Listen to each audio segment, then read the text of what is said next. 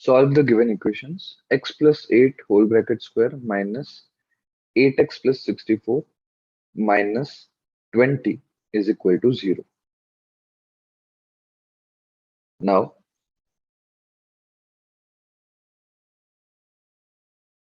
we can write this down as x plus 8 whole bracket square minus, from 8x plus 64 we can take 8 common, so we will have here x plus 8 minus 20 is equal to 0.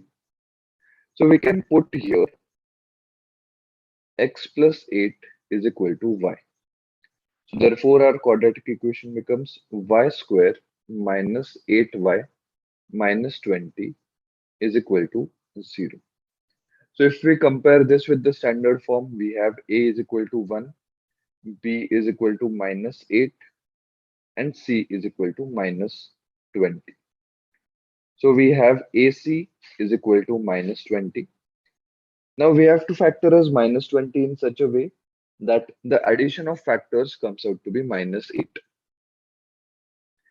So we can get the addition of factors as minus 8 only if we split it up as 2 multiplied by minus 10.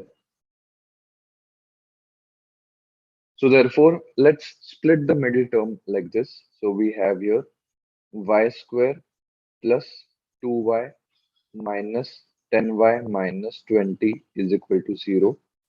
So y common, we have here y plus 2 minus 10 common, we have here y plus 2 is equal to 0. So therefore, we have y minus 10 multiplied by y plus 2 is equal to 0. So therefore, we can say y is equal to 10 or y is equal to minus 2.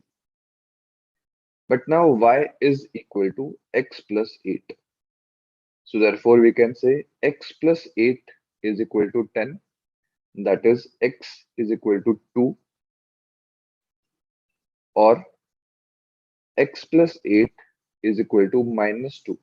Therefore, x is equal to minus 10.